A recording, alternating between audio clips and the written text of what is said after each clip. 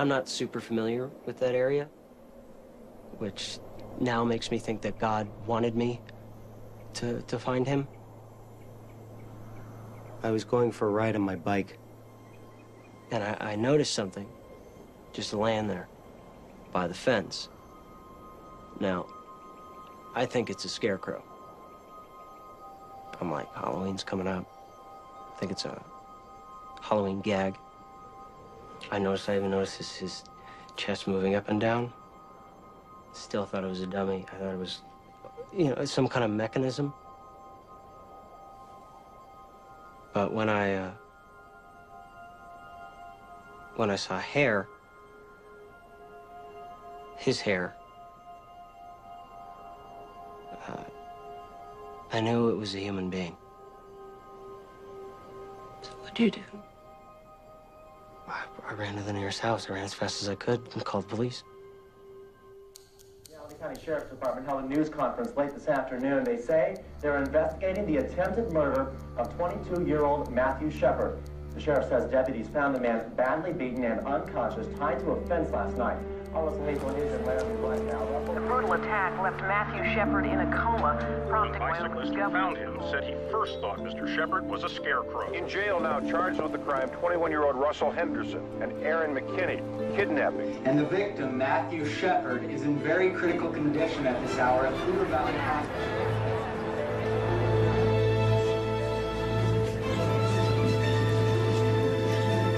The arraignment took place on Friday around lunchtime. And more details about the case had come out, like the fact that the perpetrators themselves were kids. Kids, local kids that everyone who's from around here has some relationship to.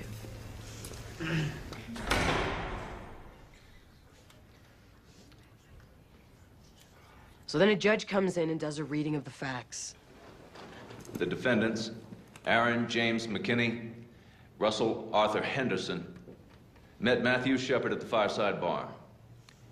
And after Mr. Shepard confided he was gay, the subjects deceived Mr. Shepard into leaving with them in their vehicle to a remote area.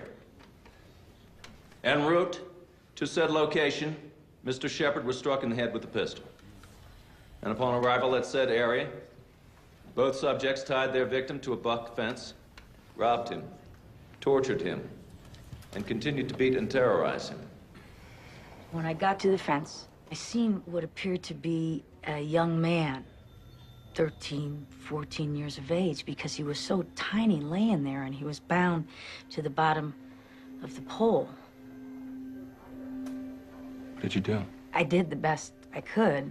He was covered in dry blood all over his head, and the only place that there wasn't any blood was what appeared to be where he had been crying down his face. You know, he did not look normal. I could tell that he had a very harsh head wound. You expect these kinds of injuries from somebody crashing down a hill in a car at 80 miles an hour. You expect to see gross injuries from something like that, this horrendous, terrible thing. But you don't expect to see someone doing this to another person. Both defendants were later contacted by officers from the Laramie Police Department who observed inside the cab of their pickup a credit card and a pair of black patent leather shoes belonging to the victim, Matthew Shepard. The thing that shocked me is it was a pristine crime scene. How do you mean? The tire tracks, the impressions that the tire made. They were just perfect because of the sandy soil there. And we found a carpet fragment from inside the truck. And that will always shock me until this day. In southeastern Wyoming, the wind here is so strong that you usually never find something like that in an exterior crime scene. His hands were thumbs out, what we call the cuffing position. That's how we handcuff people. He was tied with a real thin white rope, and it was wound around the bottom of the pole, about 4 inches up off the ground. His shoes were missing. He was tied extremely tight, so I used my boot knife and I tried to slip it in there between the rope and his wrist. I had to be extremely careful so as not to harm Matthew any further. I was yelling at him at the top of my lungs, you know, hey, wake up, something, just trying to get anything out of him. He didn't move, he didn't flinch, he didn't anything. We rolled him over onto his left side, and when we did that, he stopped breathing, so I immediately got him back on his back. And that was just enough of an adjustment. It gave me just enough room for me to slip my knife in there and to cut him free. And then Rob drove the ambulance to Ivinson Hospital's emergency room. Once we saw Matthew, it was very obvious that his care was beyond our capabilities. Phoned the neurosurgeon over at Poudre Valley, and Matthew was on his way in an hour and 15 minutes, I think. A couple of days later, they showed me a picture of Matthew. I would have never recognized him. Said defendants left the victim tied to the fence, begging for his life. Well, certainly you'd like to think that this is somebody from out of town who's come through and beaten up somebody. But when you're seeing someone who's been beaten repeatedly by someone in our own town, now that certainly offends us. And that's a good word. It offends us. The defendants will remain in the custody of the Albany County Sheriff's Department until dates can be set for their trials.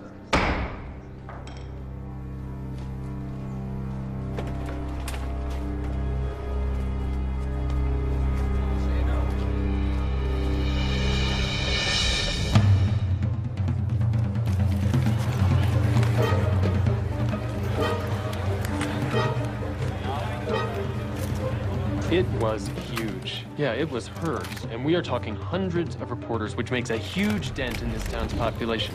Laramie, Wyoming, often called the gem city of the plains, is now at the eye of the storm. People would like to think that what happened to Matthew Shepard is the exception. There are reporters everywhere. News trucks everywhere in town, everywhere on campus, and we are not used to that type of attention. Aaron McKinney and his friend Russell Henderson came from the poor side of town. This small city that bills itself as Wyoming's hometown is wrestling with its attitudes towards gay men. It's a tough business, as Matt Shepard knew, and as all his friends know, to be gay in cowboy country. And to get that kind of exposure under such tragic circumstances, under circumstances that we hadn't even wrapped our own heads and hearts around. The majority of people here are good people. You get bad apples once in a while. Our citizens are not like that at all. You people are making my son guilty before he's even had a trial. How can this happen? I can't understand how someone can even do something like that. You have your own lifestyle, you should have your lifestyle. It's pretty much live and let live. It's live and let live. I am outraged and sickened by the heinous crime committed on Matthew Shepard. A young gay man is in a deep coma. It's a crime that goes beyond despicable. Just let it be known throughout the nation. This is not the University of Wyoming. This is not what we're about. If it's been a heterosexual, this never would have made the national news. I don't think there's any problem that gay people deal with here. We had these guys in jail in less than a day. I think that's pretty damn good. Hundreds of people urging Congress to pass a federal law banning hate crime. I would like to urge the people of Wyoming against overreacting in a way that gives one group special rights over others. We will wait and see if the vicious beating and torture of Matthew Shepard was motivated by hate. Oh my God. Anybody else want to do this?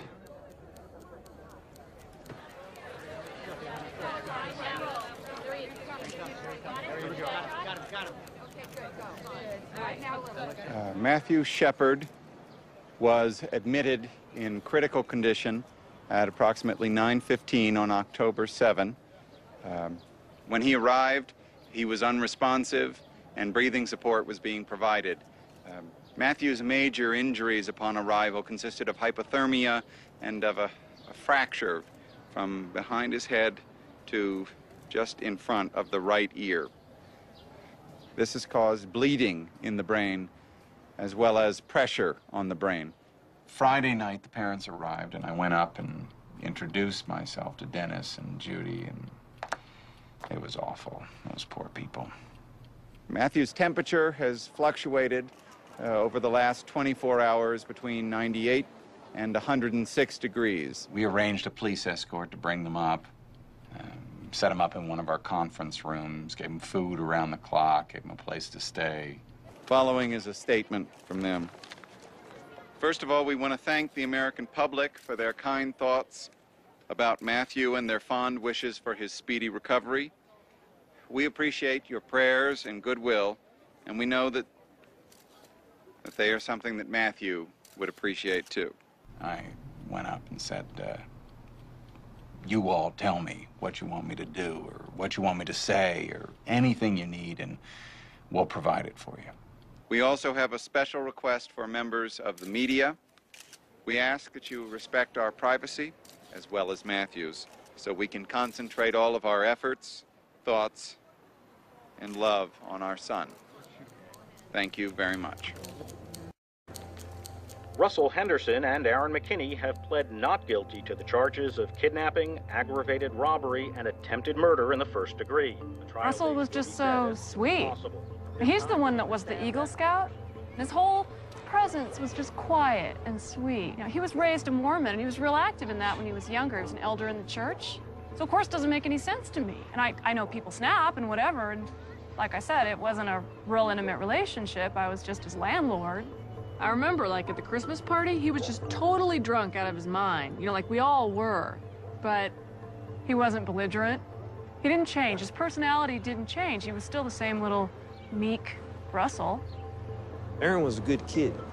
That's why I was shocked when I heard this. See, he had been living out with his girl. They just started dating last summer. And they must have gotten pregnant as soon as they started dating, though, because you know they had a kid. 21 years old, but he's running around with a kid. When I first heard about it, I thought it was really, really awful. I don't know whether Aaron was fucked up or was coming down or what, but Matthew had money. He said he had better clothes than I did. Matthew was a little rich bitch.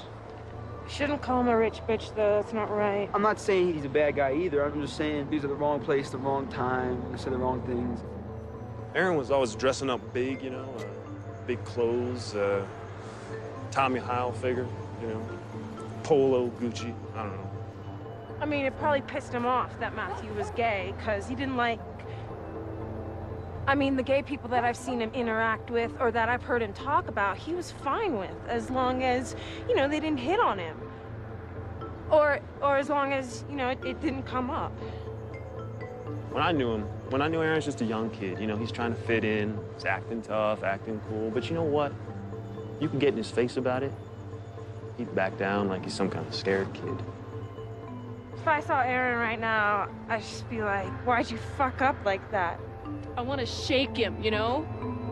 What were you thinking? What in the hell were you thinking?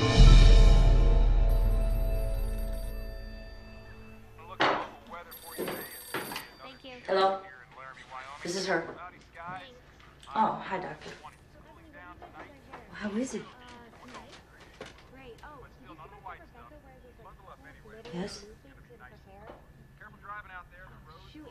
I see. Can you hang on for a moment? Mom, can you hang this up? I'm going to take it in there. I'm here. Yes? The part I wasn't telling you about before is that Reggie Flutie is my daughter. When she told me she wanted to be a police officer, I thought there was not a better choice for her. She could handle whatever came her way. And then this happens.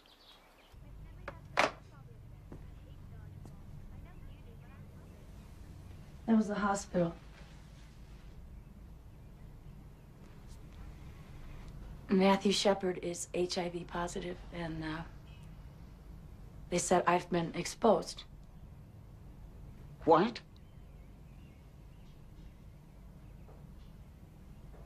They said I've been exposed to the AIDS virus. You know, because I've been building the lean-tos for the llamas. And I have a bunch of open cuts on my hands, and I got his blood on my hands. How did you get it on your hands?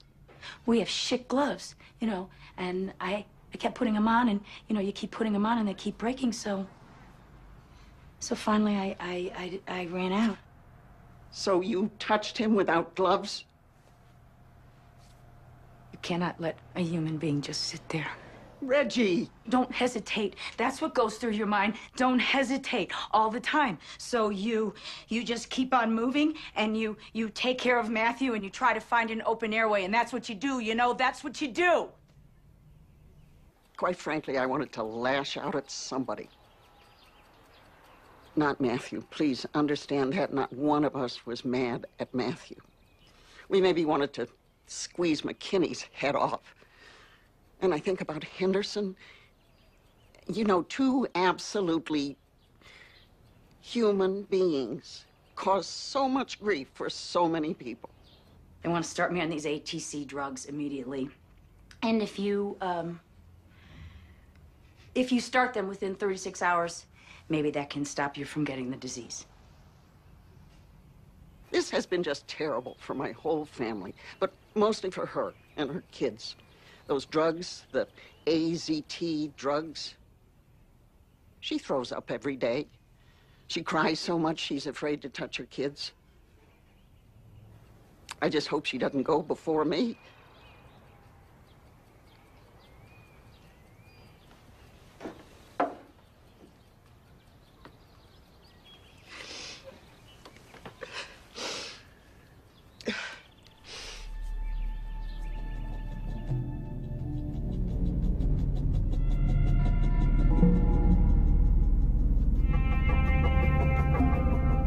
No matter how you dice it, I did have the opportunity. If I had had amazing 20/20 hindsight, I had the opportunity to stop what occurred that night. I could have stopped it. I should have known these guys should not have been talking to that guy. I should have not had my head down while I was washing dishes for those 20 seconds. You know, all those little things I could have done, and I could have stopped this. So what the hell was I thinking?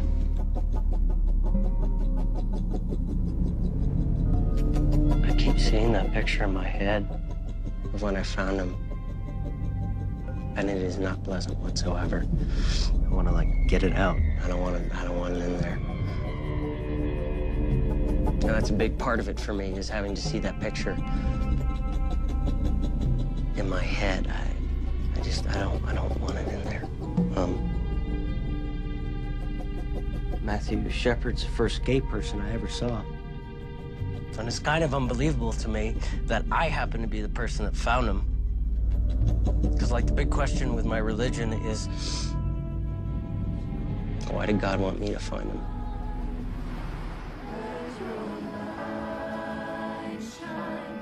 In the darkness, before the dawn, no more sorrow. In the nighttime, let it shine. Oh Lord, let it shine. Candlelight vigils were held around the country last night. There are expressions cities around the country: Denver, Fort Collins, Los Angeles, Detroit, Chicago, Washington, 5,000, Atlanta, Nashville, Minneapolis, the country, and around the world, all expressing hopes for Matthew's full recovery. I can't stop crying. This is what I was trying to stop. We must do more to deal with violent bigotry, hate crimes. I hope that in the grief of this moment and in the shared outrage across America, Americans will once again search their hearts and do what they can to reduce their own fear and anxiety and anger at people who are different. And I hope that Congress will pass the hate crimes legislation.